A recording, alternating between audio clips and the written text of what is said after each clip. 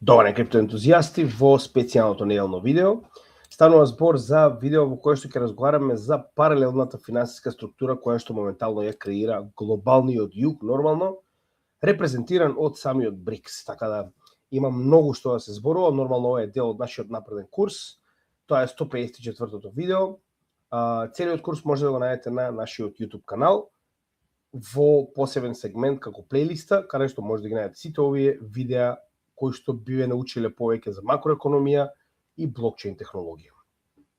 Така да денеска ќе разговараме како надградба на она што веќе досега многу пати сме разговарале, ова се апдејти за самиот БРИКС. Нормално знаете, ова е кратенката за Бразил, Русија, Индија, Кина и Јужна Африка.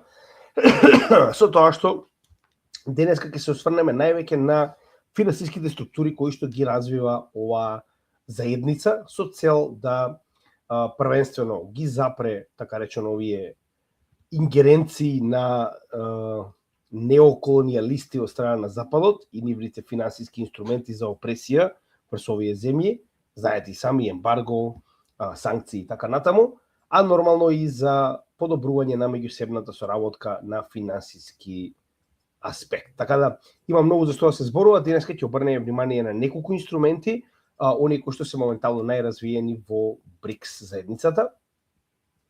Со тоа што тоа е посебното видео од оваа недела официјално, ако не сте ги погледнале, погледнете го претходното видео за Altcoin Вести во текот на вчерашниот ден, кое што имаше најнови вести за алткоините, а во следната недела веќе го имаме распоредот, очекувајте во среда да имаме FOMC состанок, па така во 10 часот ќе го преслушаме и повторно ќе го анализираме целиот, тоест пресконференцијата на Джером Пауел од овој состанок и нормално одлуките кои што ги донеле на истиот. Така да очекувате заедно со Гоце во 10 часов во среда да имаме лайвстрим на оваа тема. Во петок Zcash, ова е од новиот блок на коини. Значи имаме 4 коини кои што треба да ги обработиме, нови и уште 2 стари, меѓу кои првиот веќе го обработиме, тоа беше XRP, претходната недела во специјалното неделно видео. Погледнете доколку не сте погледнале, а следниот ќе биде Ethereum. Во самото ќе имаме лов на врв, значи потребно не сме имале веќе 2 недели, да видиме каде се наоѓаме во макроциклусот на биткоин, нормално и на алткоините. А во недела уште едно многу добро видео, а тоа ќе биде следното видео од напредниот курс, каде што ќе разговараме за тоа кој е вистинскиот победник во тарифната војна помеѓу Кина и Мурика. Ќе одиме во детали. Значи се додека не ги видиме деталите, ние не знаеме точно што се случува помеѓу овие две земји. И дополнително уште една мала најава за оние кои што потенцијално не знаат, на врвот на нашиот Facebook профил, ово што гледате овде се pinned постови, имаме 3 битни постови, меѓу кои првиот е Supercharts, каде што може да ги најдете сите активни чартови кои што ги користиме на TradingView и нормално да ги следите и самите вие. Вториот е брз, така речено, курс, каде што од овие 154 видеа ги извадивме најбитните видеа кои што треба да ги погледнете со цел да бидете во текст со нашата работа. Препорачуваме да ги погледнете сите нормално. А последниот е овој наш митап во Битола. До сега најголемиот ќе се одржи на 29 март во Народниот театар во Битола. Веќе 134 луѓе го пријавија своето присуство, биде замало доколку присуствувате да го пријавите истото. Значи да, нема карти, се е бесплатно, како и секогаш гемиџијата не наплага за едукација на македонците, а со тоа нормално само бараме од вас да го пријавите вашето присуство, затоа што веќе оприлика половина од овој капацитет на Народниот театар е полн. Затоа би ве замолил да го пријавите, за да знаеме што очекуваме во однос на луѓето кои што доаѓаат. И нормално на овој настан, како што може да видите, во овој агол ќе ви даде опција да го пријавите вашето присуство, ќе ги добивате сите известувања за тоа што понатаму следи околу настанот. Програмата е веќе направена, истата може да ја најдете во постовите на овој настан. Значи може да видите како ќе изгледа од 11 па до 5 часот попладне со нашите 5 учесници, значи веќе е утврдена програмата и нормално се што останува е да се најдеме и да се дружиме. Така да ви благодарам на сите кои што ја поддржувате и се надевам дека ќе дојдете да се видиме во Битола на 29 март. Сега за мало подсетување, ова е видео направено на 20 октомври 2024 година, каде што за прв пат детално зборувавме за BRICS Unit, зборувавме за овие финансиски инструменти на BRICS. Ово што гледате овдека, јас тогаш кажав и ќе го повторам уште еднаш, овој поздрав помеѓу Ши Жинпин и Владимир Путин ќе биде запишан во историјата како моментот кога овие двајца одлучија целосно да го променат, така речено, светот со воведување на една нова сила, а тоа е нормално БРИКС. До тогаш веќе БРИКС постоеше, но сето оно што од овој момент па наваму се случи, сите овие нови инструменти, сите овие нови интеграции, нови членки на БРИКС е токму овој поздрав. Така да гледате што може да се случи кога две сили соработуваат заедно, значи апсолутно рекордни успеси и за тоа ќе разговараме денес. Оние би рекол инструменти од ова видео кои што тогаш ги најавувавме дека се интегрираат, сега ќе видиме како напредувале во последните 2 години, така речено.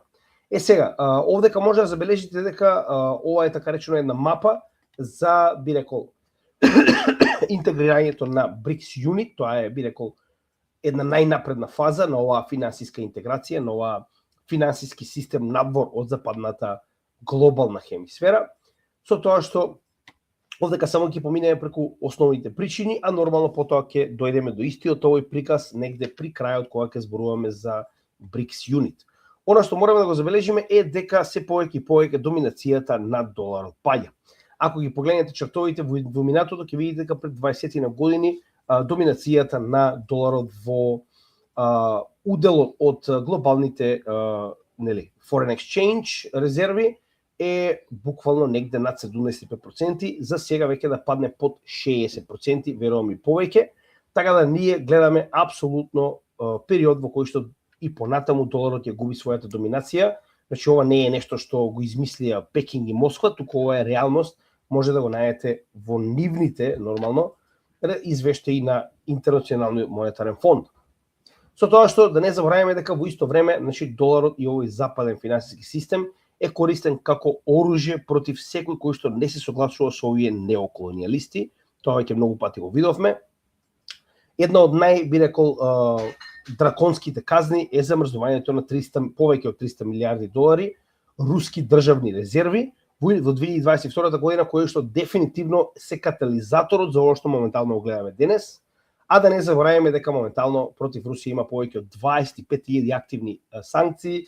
Овдека нормално мора да ги ставиме и Иран, и Северна Кореја, и многу други како Кина, кои што нормално сватија дека едноставно да се надевате дека западниот свет ќе ви дозволи да бидете дел од овој финансиски систем, а при тоа нема да бидете казнувани секогаш кога не се согласувате со него, е буквално банално, па затоа и очигледно одлучија да направат еден свој систем. Со тоа што да не забораваме дека со најновите приклучувања во 2024-2025 година, значи моментално БРИКС има повеќе од 50% од вкупната популација во светот.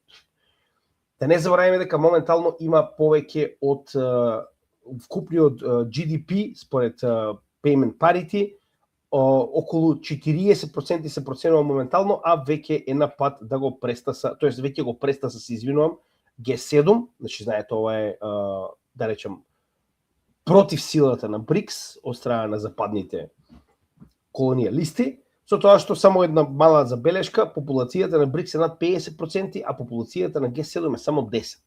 Тоа ви кажува колку овие неоколонијалисти моментално поседуваат премногу од светот. Од друга страна, веќе и над 40% од глобалните наоѓалишта, производство и извоз на нафта се под контрола на БРИКС, нормално дека е и ОПЕК како дел од БРИКС, би рекол, со тоа што замислете се уште Саудитска Арабија не е овде. Ако Саудитска Арабија официјално одлучи да влезе, тогаш дефинитивно над 50% од глобалното производство на нафта е во рацете на БРИКС.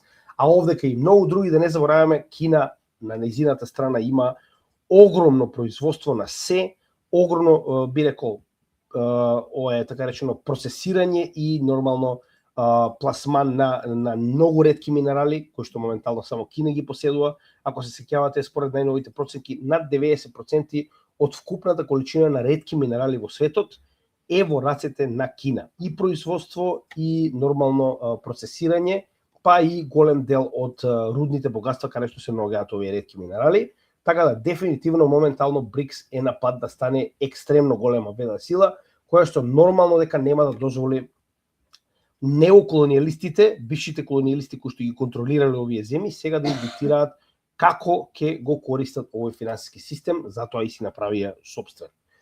Почетокот беше уште одредечен од 2015 година кога БРИКС за почеток ќе направи The New Development Bank. Као што може да забележите и под мене на самиот таб стои дека првата финансиска структура која што ја креираше БРИКС со основните 5 членки во тоа време, Бразил, Русија, Индија, Кина и Јужна Африка, е токму банката за нов развој. Сега, зошто е ова толку интересно? Значи, The New Development Bank треба да биде замена за моменталните централизирани структури за, би рекол, кредитирање на моменталниот глобална сцена, а тоа е нормално Интернационален монетарен фонд и Централната банка. До сега постоеа само овие два сегменти до 2015 година, и ако било која држава има потреба од некаков тип на кредит, во 90% случаевите се обраќаат на Централната банка, на Светската банка и на Интернационалниот монетарен фонд. Проблемот во целата оваа приказа е тоа што овие две институции се буквално дел од НАТО. Замислете кога вие не сте членка на НАТО, имате спротивни, да речем, ставови на НАТО, а треба да побарате кредит од овие две институции кои што директно се дел од НАТО, значи не се соработници, туку се апсолутно дел од НАТО. Двете се лоцирани во Вашингтон, тоа ви кажува колку само благонаклонети ќе бидат кон вас ако ви се потребни парични средства, односно кредит за опстанок на вашата земја. Развојот на ова New Development Bank продолжува во текот на оваа последна декада. Со тоа што, као што веќе кажавме, значи главната идеја на истата е да практично помага во развојот на овие земји во соодветни проекти. Значи, така речено, за одредени проекти, за развој на земјите кои што се дел нормално од БРИКС, како и земји кои што се партнер членки на БРИКС, издвојува, така речено, средства кои што ги користи за имплементирање на овие проекти. Еве прост пример, значи на нивната страна може да видите моментално има активно 14 страни на проекти на најразлични теми во најразлични земји. Еве како на пример Бразил вика Smart Hospital проект од 4 декември 2025 година. Еве чисто неколку ќе погледнеме. Значи во Хубеј, Хунгшај ново пристаниште, на пример. И се овдека дури има и на која тема е, на пример, се тоа што моментално е инвестирано, со тоа што пак ќе напомена, значи, ова е инвестиција која што се дава на државата за одреден проект. Така да, само сакам да ви покажам дека како што тоа го прават, на пример, моментално АМФ и Светската банка, на ниво на држава, најчесто тоа го прават за спасување на економии, тоа овдека го прави, како што можеме да забележиме, и ова The New Development Bank на ниво на држава во однос на одредени, и тоа највеќе sustainability, значи ова се така речено проекти кои што се занимаваат со намалување на потрошувачката на гориво, енергија и така натаму, значи се што е конкретно поврзано со зачувување на светот. Така да, чисто како изгледа моментално, кои се проектите, може да ги најдете многу едноставно на нивната страна, а кои се членките моментално, кои што нормално инвестираат во оваа банка, иницијалните 5 членки на БРИКС, како што знаете и сами, дополнителни нови членови од 2021 до 2025 се приклучија Бангладеш, Обединетите арапски емирати, Египет и Алжир, и следни кои што се очекува да бидат, кои што се веќе така речено во процедура, тоа се Уругвај, Узбекистан, Колумбија и Етиопија. Така да тоа се моменталните членки кои што се дел од оваа банка и кои што нормално помагаат во инвестирање на овие проекти за сите БРИКС членки и БРИКС партнери. Со тоа што тоа е само првиот од овие, да речем, инструменти, сега интересна работа е да споредиме како изгледа. Значи овде имаме една споредба од 2016 година, од 2023 година, како постои оваа така речено New Development Bank, да видиме како моментално се споредува во однос на инвестициите кои што ги дава на своите, да речем, клиенти, земји членки. Оно што може да го забележиме е дека кога станува збор за Светската банка, истата во овој период од 2016 до 2023 година за 7 години позајмила повеќе од 500 милиарди долари. Кога станува збор за АМФ, Интернационален монетарен фонд, негде нешто помалку од 400 милиарди, а додека во овој иницијален период на постојање 7 години од 2016 до 2023, значи The New Development Bank имала само 30 милиарди инвестиции. Како ова се развива понатаму, значи можеме да забележиме дека само во 2025 година, за разлика од иницијалниот период, значи во 2025 година, само во оваа година, официјално има инвестирано 39 милиарди долари во 120 различни проекти, што значи дека се повеќе и повеќе се зголемува количината која што преку оваа банка ја добиваат би рекол членките и партнер членките на БРИКС. Така да официјално гледаме дека истата напредува. Можеби се уште не може да се мери со Светската банка и Светскиот и Интернационалниот монетарен фонд, тоа не го менува фактот дека моментално ефективно функционира и капацитетот за инвестирање во овие земји се повеќе и повеќе се зголемува. Така да тоа е една битна работа која што мораме да забележиме. Тоа значи дека овој капацитет кој што треба да ги замени Светската банка и Интернационалниот монетарен фонд на ниво на БРИКС и членките на БРИКС и партнерите се движи во позитивна насока тоа и да го направи.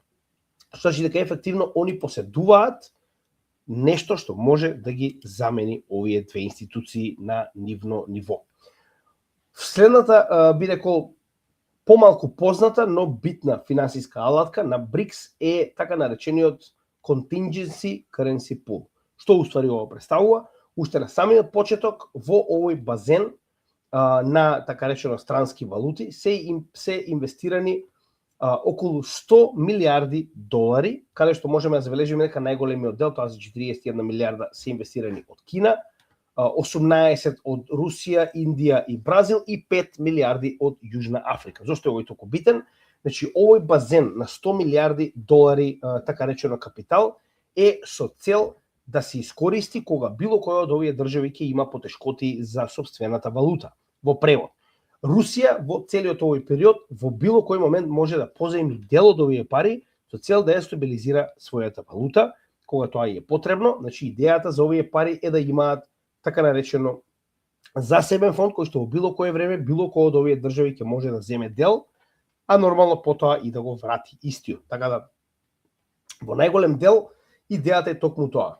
За краткорочно да се стабилизира валута на било кој од овие држави кога потенцијално би имале економски потешкоти. Во превод, ако Иран веќе беше дел од овој Contingency Currency Pool, голема веројатност дека ќе можеше да позајми средства со цел да ја стабилизира својата валута, која што колабираше поради западните санкции.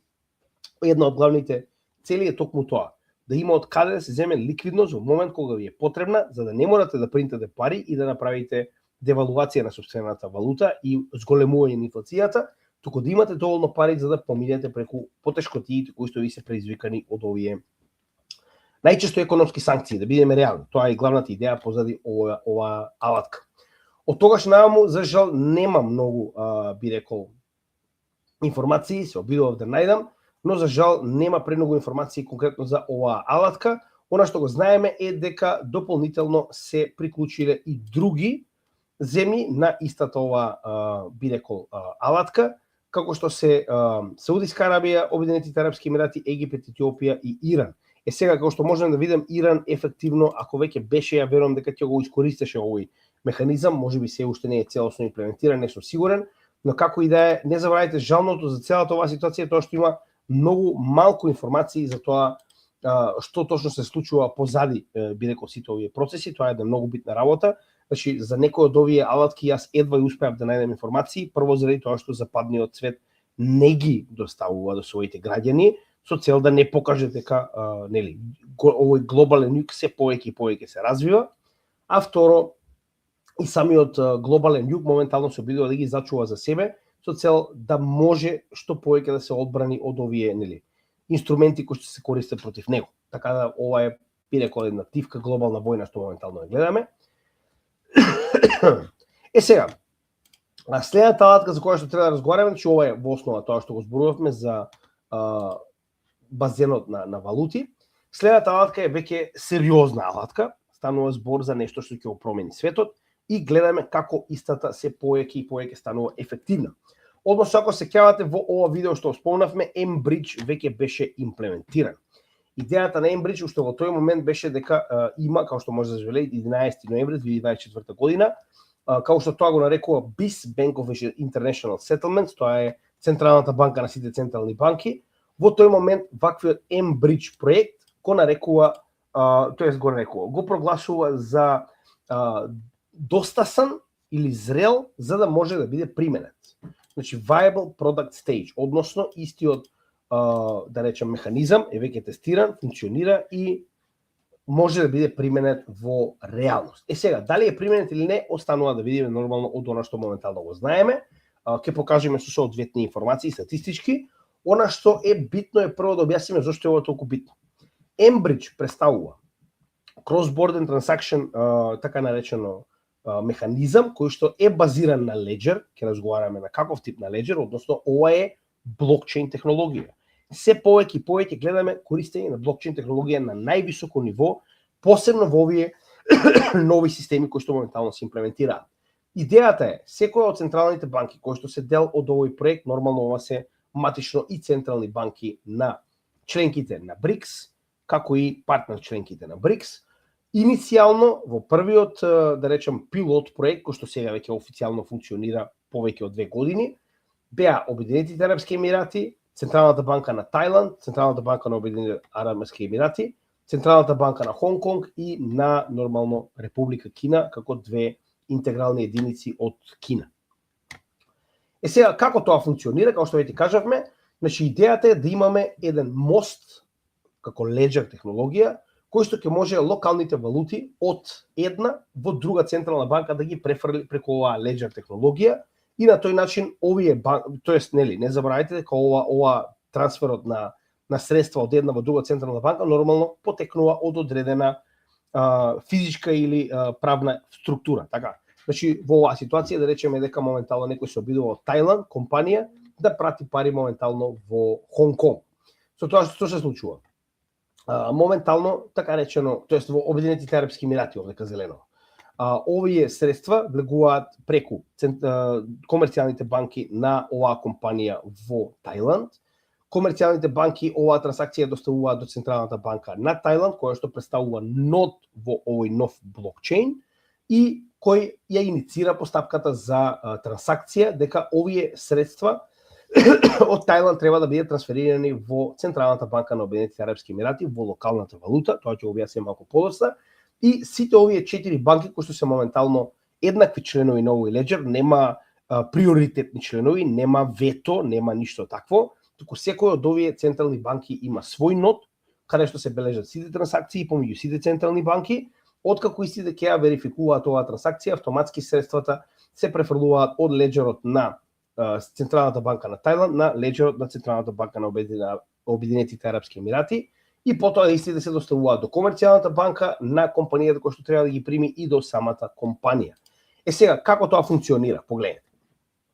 Да речеме дека иницијално одредена компанија доставила практично барање до Централната банка, во оваа ситуација преку незината комерцијална банка, до Централната банка на една од овие држави, повторно Тајланд, да пренесе одредена количина на пари на клиент во Кина. Што се случува? Количината на, повторно, не забравајте, ова е исклучиво за CBDC. Значи, ова е за дигитални валути на централните банки на овие држави. Значи, дека мора да биде таков тип на трансфер со таков тип на валута. А секој од овие држави веќе има своја дигитална валута на Централната банка, CBDC, или дигитален кеш, како сакате. Со тоа што се случува, оваа количина од CBDC преку банката на Тајланд доаѓа до самиот Enbridge Ledger. Како што кажавме, овдека сите банки кои што се дел од самиот Ledger се нодови на истиот, ја верификуваат оваа трансакција. Откако централните банки, односно нодовите, ќе ја верифицираат оваа трансакција, како тоа функционира на самиот Ledger. Имате ситуација од која што самиот новчаник на Тајландската централна банка прави промена на овие CBDC, како што може да забележите, од електронски таи, како и да се нарекува, во електронски хонконгшки долар во оваа ситуација, со оглед на фактот дека води во не во Хонконг, туку овдека ќе биде јен, во дигитален јен. Односно имаме така речено промена според моменталната foreign exchange нормално моменталниот сооднос и ваквата променета валута се трансферира на кинеската банкарска сметка, односно кинескиот новчаник, а истата нормално потоа ги доставува до соодветна компанија или физичко лице кој што треба да ги прими овие валути. Што значи дека во основа имаме брн на овие дигитални валути тоест дигитални валути на Централната банка во Тајланд и имаме минт на нови валути во нивна противредност во однос тоа како ќе биде соодносот на овие менувачници за валути. И ново изминтаните, нормално CBDCs од страна на кинеската централна банка во противредност на количината од тајландската, преку комерцијалните банки се доселуваат до оној кој што треба да ги прими. Значи на тој начин функционира. Со тоа што многу интересна работа е, морав да проверам како изгледа и кој е леџерот на кој што се тоа се реализира. Една работа која што успеав да забележам е дека за разлика од западниот свет, БРИКС се фокусира колку што може повеќе сето она што го гради моментално на DLT, односно Distributed Ledger Technology, да биде приватизирано, да биде на приватен или да биде на така наречено блокчейн кој што е не е јавен, туку е приватен. Зошто е толку битно? Значи битно е затоа што моментално можеме да забележиме дека и во оваа ситуација Enbridge е изграден на така наречен Permission Distributed Ledger Technology, кој што во оваа ситуација или Enbridge Ledger се нарекува MBL е приватен, значи е permission, за разлика од permissionless јавен. Ама интересна работа. Во исто време истиот е, ова е интересниот дел, EVM compatible. Односно истиот е компатабилен со Ethereum Virtual машината, истиот е смарт контракт компатабилен и верували или не, било кој од луѓето кои што сакаат да програмираат на Solidity, тоа може да го направат и на овој Ledger. Сега дали тоа ќе им биде дозволено, останува да видиме, со оглед на фактот дека е permission тип на Ledger, така да останува да видиме, но ова е многу интересен дел. Тоа значи дека кога го правеле со намера да биде компатабилен со Ethereum екосистемот. Претпоставувам затоа што имаат идеја истиот да го поврзат понатаму со Ethereum DeFi секторот, претпоставувам. Кога станува за тоа кои се делови од, кои се членови на овој Enbridge протокол, значи тоа се членови кои што во исто време својата централна банка представува. Нод, како што веќе кажавме, значи тоа е едно од основните барање, така речено, за да бидете дел од овој систем и на тој начин практично вашата централна валута вашата валута на Централната банка е компатабилна да може да интерактуе, практично да може да ја праќате и примате помеѓу овие банки. Значи овде како што кажавме, основачи на ова се Централната банка на Кина, Централната банка на Тајланд, на Обединетите арапски емирати и во оваа ситуација на Саудиска Арабија, која што една од првите која што се прикочи уште во јуни 2024 година. Овдека нормално и Хонг Конг како засебна територија, но повторно тоа е Кина. И овдека мора да се напомене дека постојат уште 26 обзервер, односно наблюдувачи членки, кои што допрва потенцијално ќе се интегрираат во овој механизам. Значи ова е settlement layer на блокчейн кој што целосно го заменува SWIFT, целосно го заменува прозападниот систем на settlement. И тоа на Ledger, значи веќе следен левел. Значи дека ова е така речено замената која што е битна за БРИКС да може да функционира надвор од западниот систем. Во превод, ако вас моментално ве исклучат од SWIFT, вие автоматски не можете да функционирате или од ISO 20022, не можете да функционирате во западниот економски систем. Тоа го видовме и од Иран, и од Венецуела, и од Русија. Кога ќе ви исклучат од овој систем, автоматски вие дури да сакате да пратите било каков тип на трансакција, не можете тоа да го направите, затоа што вие практично одземено правото да комуницирате и праќате трансакции во овој прозападен неоколониалистички финансиски систем. За разлика од тоа, најдобриот дел кога станува збор за Enbridge е фактот дека секоја од овие централни банки има еднаква улога, без разлика дали е една од банките кои што го основале ова или пак станува збор за некоја нова банка која што се приклучила како Саудиска Арабија. Тоа значи дека ниту во еден момент ниту една од овие банки не може да имплементира санкции, освен ако тоа не го направат сите заедно. Значи дека автоматски овој систем ќе биде комплетно надбор од било каков тип на санкционирање. Значи дека ќе одземате парите и финансискиот сектор комплетно надвор од било каков тип на репресија и нормално економски, да речем, инструменти за истата. Во исто време гледаме дека Индија се припрема да стане дел од овој мост на Бридж, на БРИКС во 2026 година се очекува да стане дел од Enbridge. Значи ова не е случајно, се движиме кон истата цел за сите членки на БРИКС. Уште една интересна работа, сега овдека да видиме како функционира. Значи, до сега беше само идеја, не до сега, туку во 2024 година беше само идеја, само што беше лансиран. Сега да видиме до каде е стигнат во однос на неговото имплементирање. 16 јануари 2026 година, што е само пред една недела. Значи, као што може да забележиме, и самите западни распрскувачи на фекалии, така наречени медиуми, Reuters, вели кинескиот крос-бордер, тоест меѓуграничен дигитална валута, платформа или во оваа ситуација мост, гледа голем раст, што ова не е случајно. Прва работа која што мора да забележиме е дека не е само раст на така речено овој мост, туку и раст на користењето на дигиталната валута на Кина, тоа е дигиталниот юен, каде што можеме да видиме дека само во 2025 година во ноември имало над 2 трилиони долари вредни трансакции со оваа валута. Тоа покажува дека нивната централна, значи нивната CBDC валута е се покористена. Погледнете само колку голем раст имаме на истата во последниот период. Че ова не е случајно, а ваквиот раст на нормално дигиталната валута на Централната банка на Кина нормално носи со себе и раст на Ембридж. Тоа е оно што ќе го покажеме следно, погледнете и сами.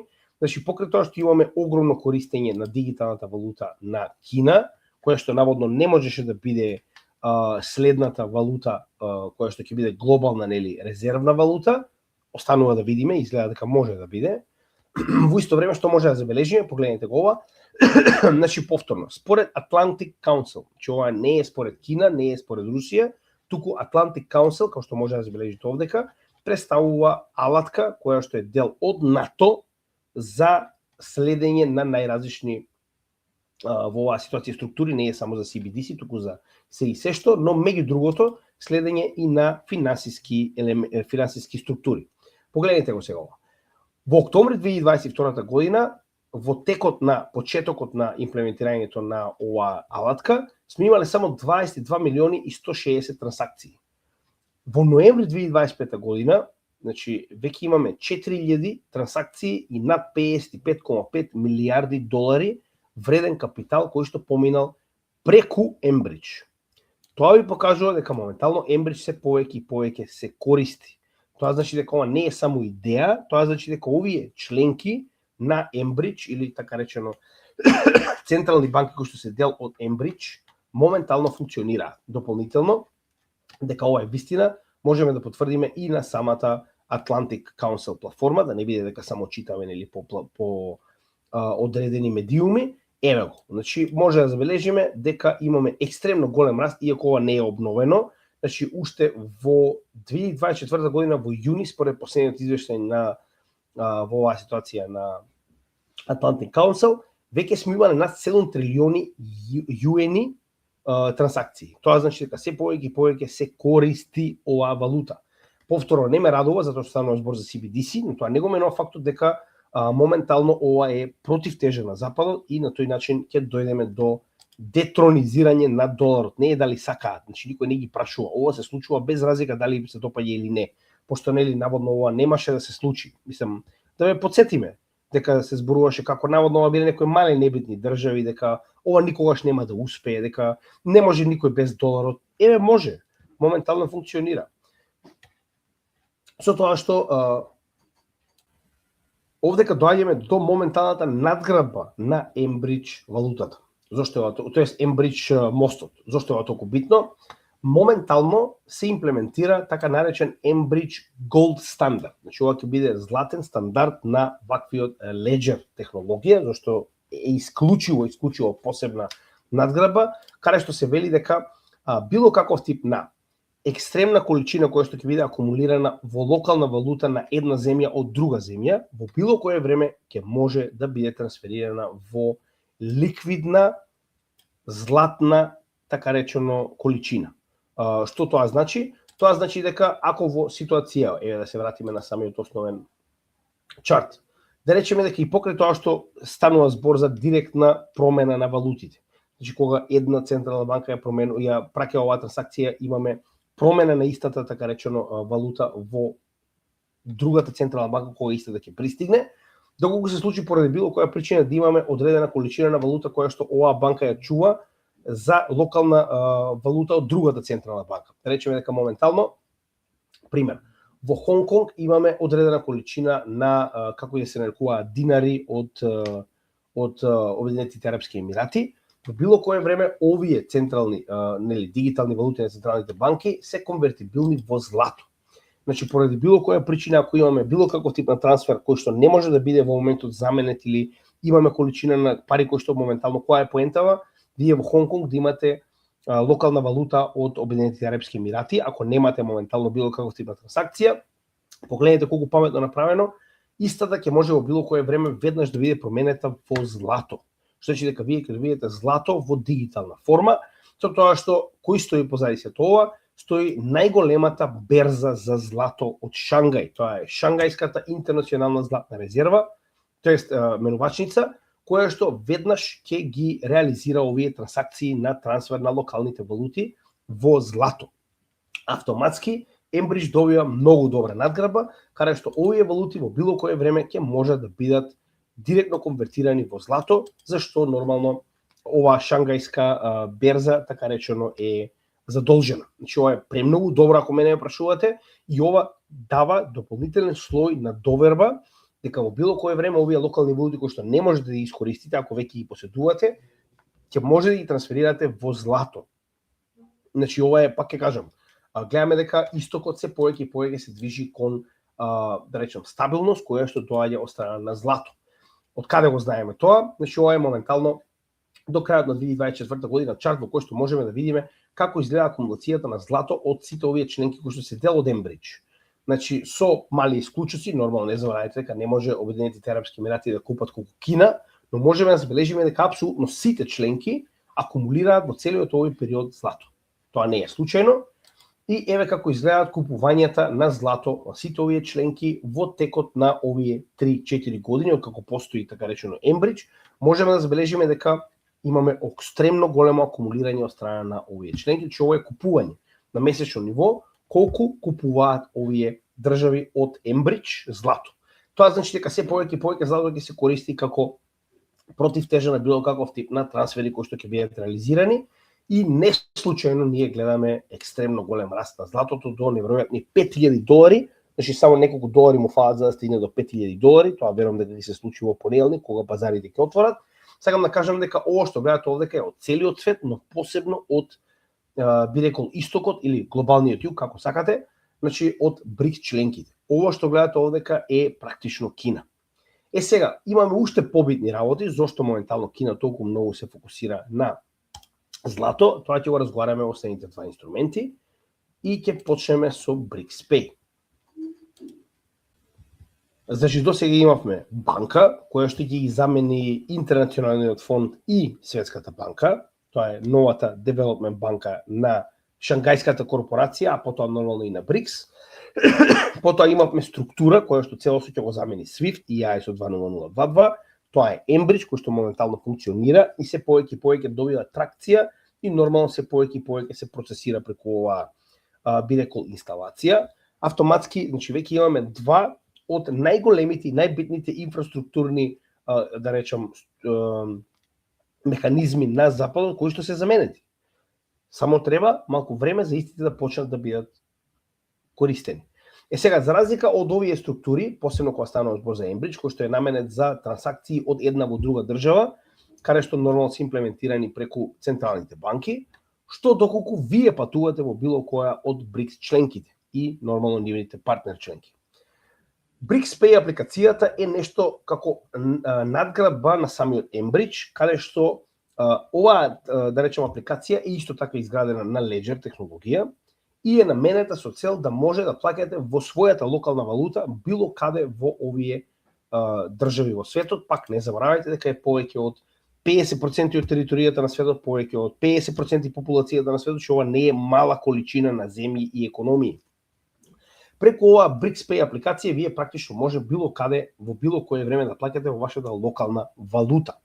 Значи, тоа е исто како да инсталирате апликација на вашиот телефон, тоест точно инсталирате апликација на вашиот телефон, е поддржана на апсолутно сите моментално телефони кои што постојат. И како функционира, сега да зборуваме за самиот механизам во позадина, многу апликацијата нема нешто посебно што да се зборува. Значи да, станува збор за мултиблокчейн платформа. Зошто е ова мултиблокчейн платформа? Затоа што поддржува и дигитални валути на централните банки, и фиат валути, и криптовалути. Што значи дека сите три може да бидат искористени за плаќање било каде во БРИКС. Сега, ова што го гледате овдека е начинот на кој што функционира. Па ти кажам, има многу малку информации, јас едва успеав да најдам, ова не е случајно, верувам дека ова е направено со цел да ја заштити апликацијата од потенцијални напади, посебно од западот.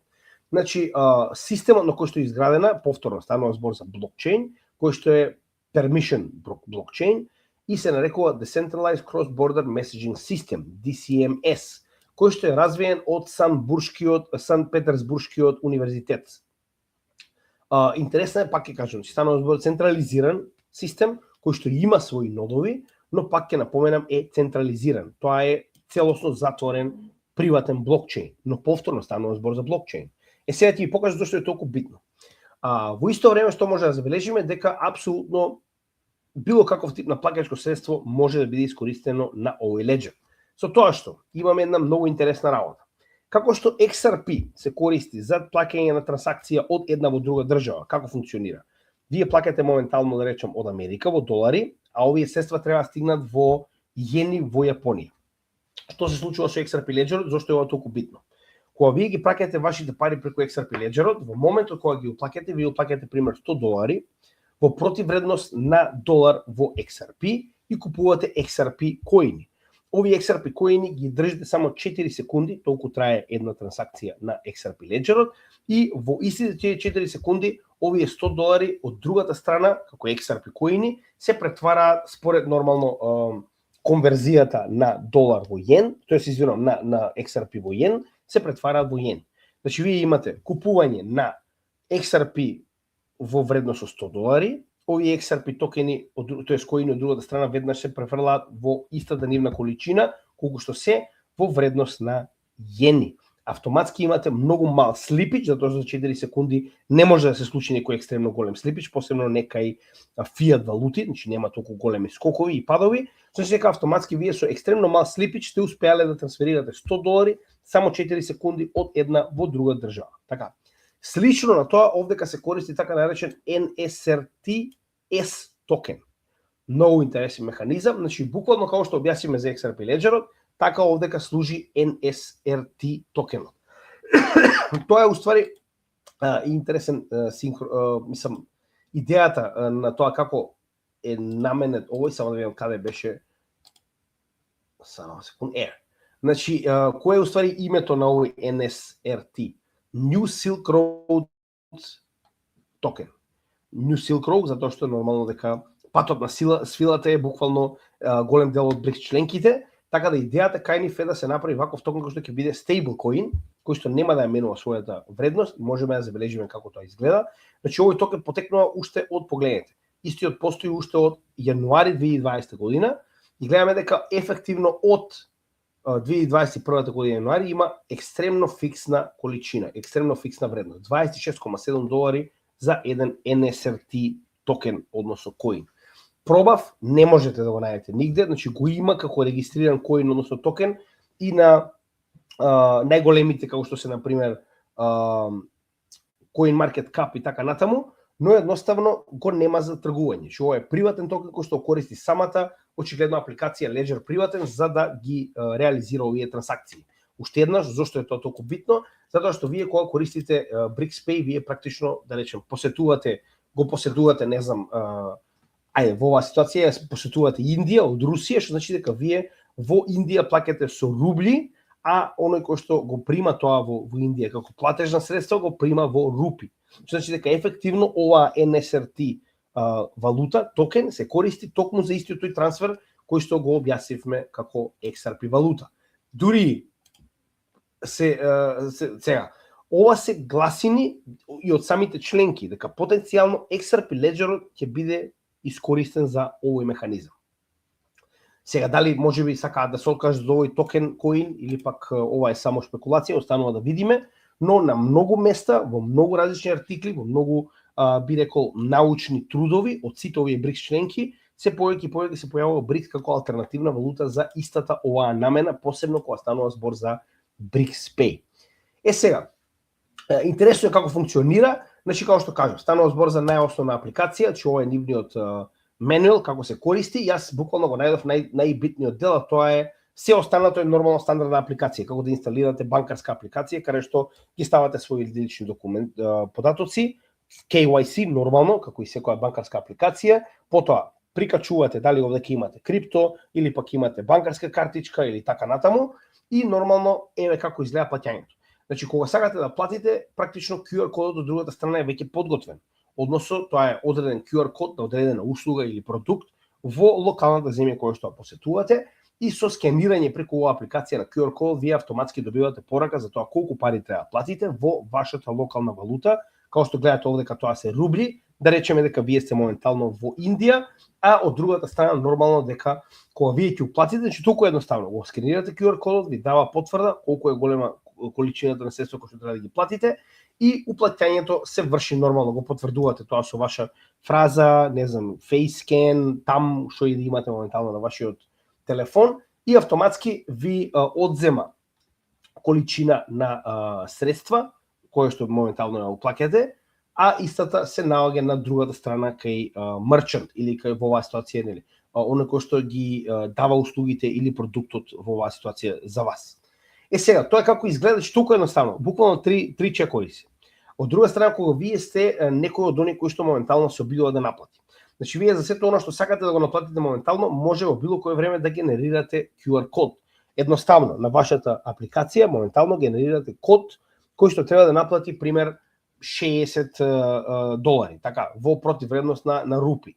Со тоа што вие ставате ваша локална валута, пример, сакате да наплатите 3000 рупи, така, ставате оваа 3000 рупи количина и автоматски се креира QR код кој што моментално на другата страна ќе даде точно која количина треба да уплати, автоматски ги поврзува двата новчаника, ако другата страна тоа го прифати, значи овие средства ќе дојдат директно на вашата сметка. Сега пак ќе напоменам, многу малку е познато за тоа како ова функционира. Значи, барав сегде, едноставно овој механизам кој што они го нарекуваат, како што веќе кажавме овдека, DCMS, како функционира, реално не е доволно познато. Единствената работа која што успеав да најдам на неколку места е токму тоа, дека се користи овој NSRT токен како носач на ликвидноста од една во друга валута и на тој начин се користи исто како XRP трансакциите на меѓудржавно ниво. Со тоа што може да забележиме дека функционира и во БРИКС членките, и во БРИКС плюс партнерите, и во надвор од БРИКС нормално во SWIFT системот.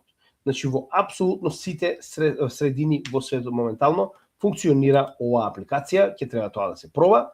И еве го уште еднаш истото што го зборуваме, се повеќе и повеќе че ова е БРИКС страна, како што може да забележите, каде што уште еднаш се зборува за истата идеја дека потенцијално XRP може да биде искористен со цел да се користат за оваков тип на трансакции. Значи се уште знаеме многу малку за овие би рекол платформи и ова е БРИКС Pay на нивната официјална страна, погледнете тоа што го зборував.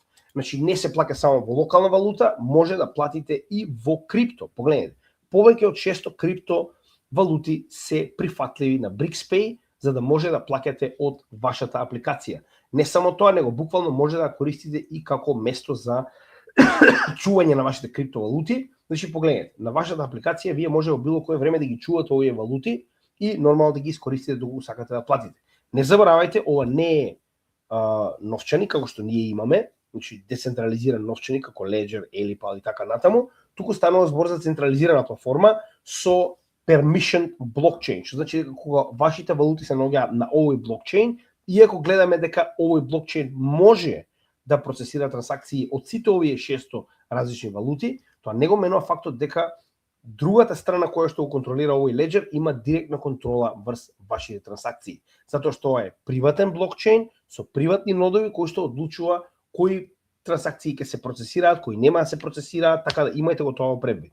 Но на страна од сето тоа, ефективно они имаат апликација која што функционира во сите БРИКС членки и БРИКС партнер членки и пошироко, како што може да забележиме според овој граф. Така да тоа е интересниот дел. И сега, доаѓаме до посеа. Значи, гледате, моментално има многу механизми кои што заменуваат се што Западот го нуди. Значи, имаат банка, која што ги заменува кредитите, имаат, како што веќе видовме, целосна инфраструктура за меѓудржавни плаќања на ниво на централни банки, така наречено, нели, под изедначување на оние приливи и одливи на средства од една во друга држава, која што понатаму видовме дека ќе биде надградена со gold settlement, значи сето тоа ќе може од локалните валути дополнително се трансферира и во злато. Има апликација за секојдневни луѓе кои што патуваат од една во друга држава да може да плаќаат во локална валута. Повторно, двете овие солуции се базирани на Ledger технологија. Првата е компатибилна со Ethereum, втората ги прима апсолутно најголемиот дел од најпознатите криптовалути. Значи, се повеќе и повеќе оваа технологија се користи на глобалниот југ. Ова не е случајно и гледаме дека ова не е коинциденција. Се повеќе и повеќе се движиме во таа насока. Значи, дека југот на вистина гради целосна инфраструктура која што треба да ги замени овие прво застарени, а второ нормално неоколонијалистички инструменти за економска репресија на светот, доколку не сте дел од елитниот клуб, доколку не сте и вие колониализатор. И доаѓаме до моментот кој што е најбитен за денес, а тоа е BRICS Unit. Повторно ќе кажам, исто и за овој имаме мали познавање, немаме многу информации, ова е сепак нов систем кој што сега се развива, но гледаме дека се повеќе и повеќе и се побрзо и побрзо расте.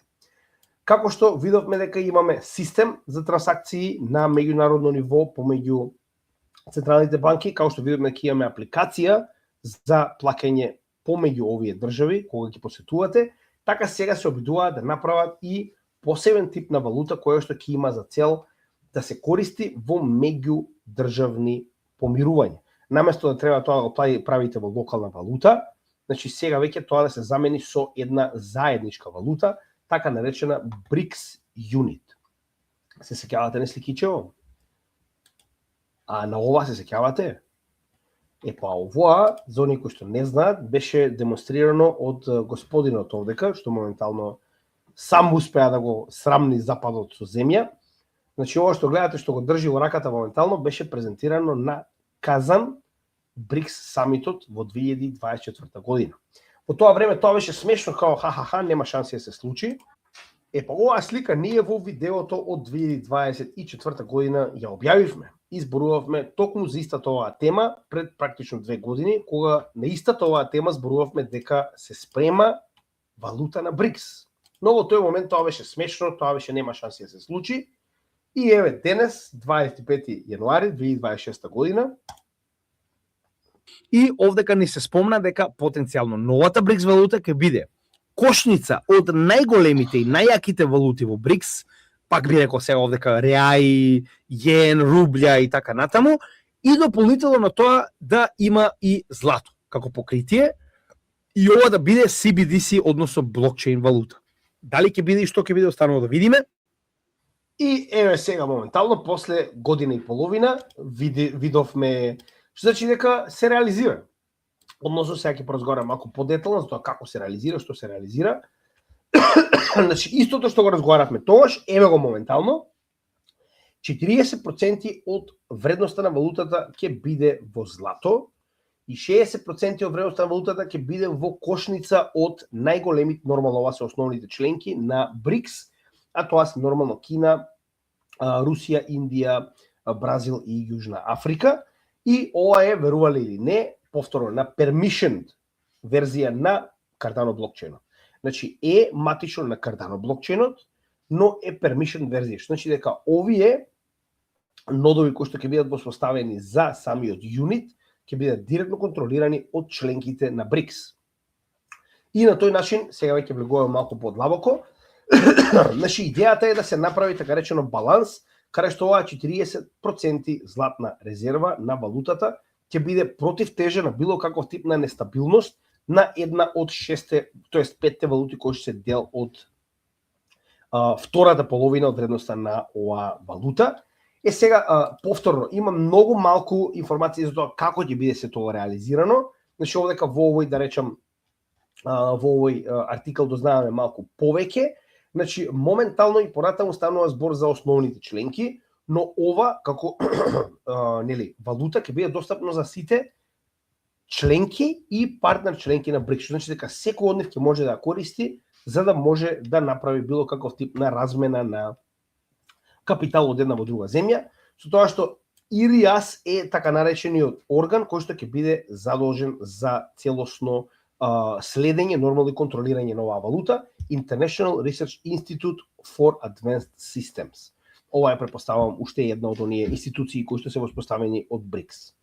Сега, како тоа функционира? Човек ќе има малку по детално објаснување. Повторно, значи 40% од вкупната количина од вредноста на оваа валута ќе биде во злато и по 12% од реал, јуан, рупи, рубл и ранд. Со тоа што сега идејата е да имаме 40 грама злато за секој еден юнит во позадина како резерва.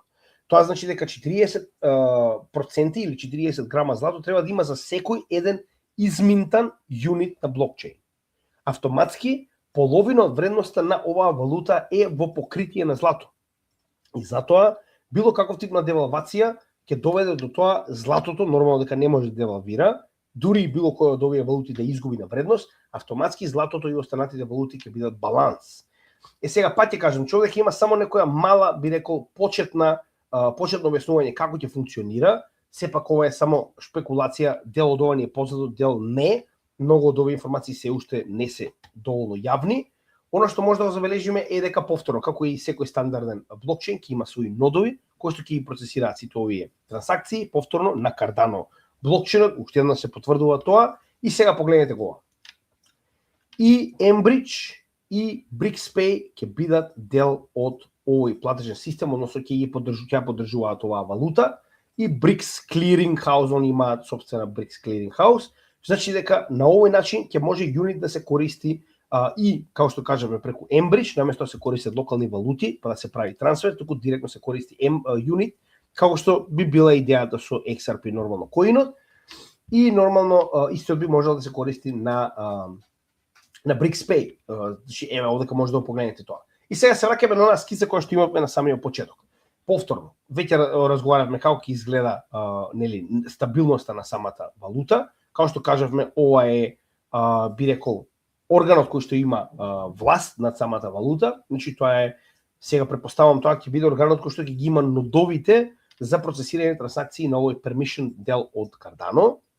И еве го тоа, значи децентрализиран систем на нодови, повторно поделени помеѓу различни членки, верувам дека ќе биде нешто слично на mBridge, со цел да се оддалечат од потенцијална централизација, како што во оваа ситуација е нормално западниот систем. Западниот систем има еден нод, тоа е Федералната резерва на Америка, и само она има право да принта или пак да на некој начин враќа назад количина на долари. За разлика од тоа, овдека ќе имаме повеќе нодови кои што ќе го прават тоа во исто време. И еве го тоа што го зборувате. Значи, било кој од, да речем, дали се тоа физички или правни лица од една држава во друга држава на БРИКС и така речено БРИКС членка и БРИКС партнер, ќе може да користи или BRICS-Pay, или mBridge, или било каков тип на други системи кои што потенцијално понатаму ќе се појават со цел да трансферира помеѓу себе со друг, да речем, ентитет од друга држава, каде што ќе го користи the unit. Повторно, ако мене ме прашувате, според тоа што јас го гледам, изгледа дека the unit ќе биде токму тоа.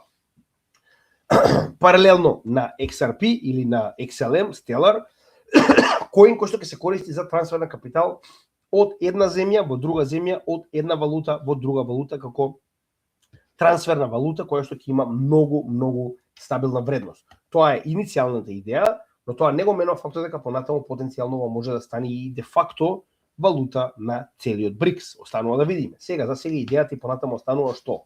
Целосно да се заобиколи прозападниот финансиски систем и да се користат овие досега наброени. mBridge, систем, New Development Bank, банкарски дел, BRICS-Pay, апликација за секојдневно плаќање, нормално за секојдневни луѓе и физички и правни лица, и нормално юнит како валута на овој нов систем. Ефективно, со имплементирање на овие 4 засебни делови, вие веќе имате целосна замена на западниот систем. Од друга страна, не заборавајте дека оваа замена не е само замена, дополнително е доволно децентрализирана, каде што секоја од овие членки има еднакво право. Овој финансиски систем е целосно надвор од потенцијални санкции, потенцијални економски репресии, што значи дека системот на финансии ќе функционира без разлика на тоа дали две држави се во војна, во тарифна војна, во меѓусебни санкции. Ефективно парите и финансискиот систем се децентрализирани надвор од било каков тип на политика и економска опресија. Тоа е екстремно позитивно. Така да, тоа е новиот свет, тоа е глобалниот југ.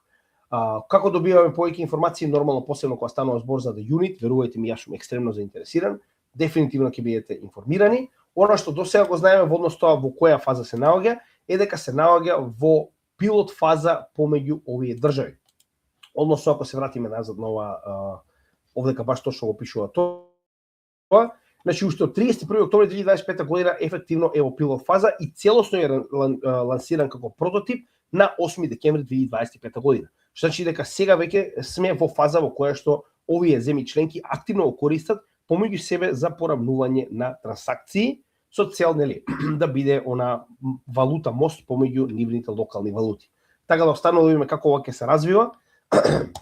Но ако споредиме каде се тоа беше и каде сега моментално се движи, гледаме дека има екстремно голем напредок и нормално мораме екстремно да се заблагодариме на прозападните џукели, како ги Европа и нормално императорот Трамп.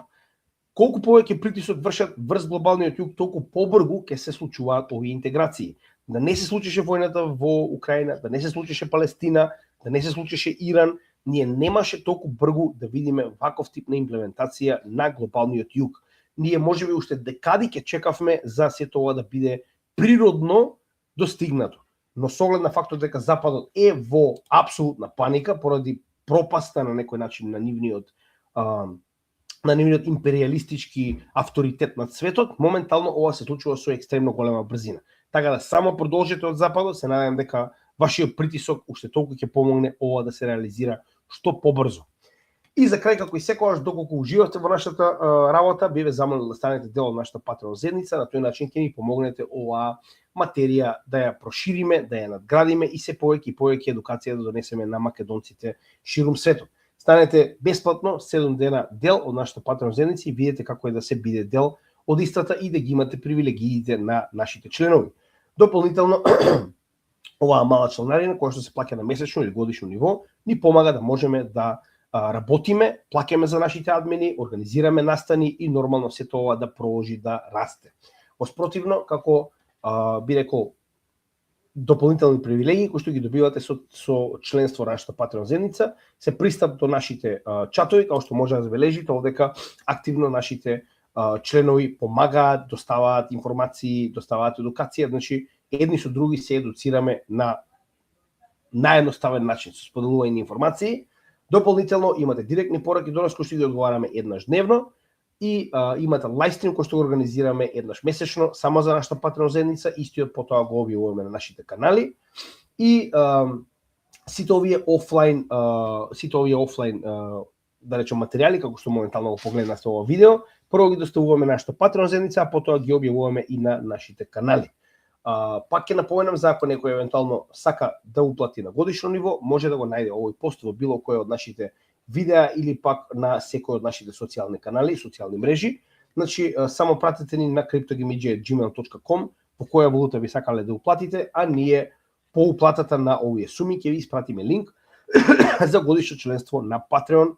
Ова е со 30% попуст и нормално линк до Patreon заедницата може да најдете во дескрипција на секој од нашите видеа. Се надевам уживавте, се гледаме во следното видео. Поздрав од Crypto Gimidje.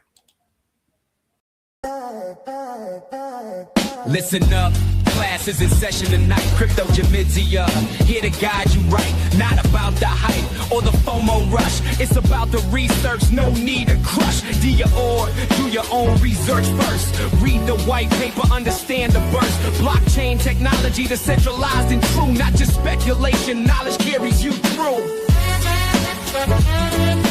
Crypto Gimidje, teaching you the way. Buy the dip, but never all in one day. DCA is strategy, patience is the key. Crypto Gimidje, setting market cap, not just a price tag. Utility matters more than social media brag. Cold wallet storage keeps your assets secure. Never share your seed phrase, that's the cure. Bear market lessons teach you how to hold. Bull market temptations make you sell too bold. Position sizing, risk management and tight. Crypto Jamizia keeps you trading right. From Bitcoin's genesis to altcoin seeds, proof of work to proof of stake with ease. Layer 1 foundations, layer 2 scales high. Smart contracts executing, reaching for the sky. Crypto Jamizia, your educational guide through the volatility.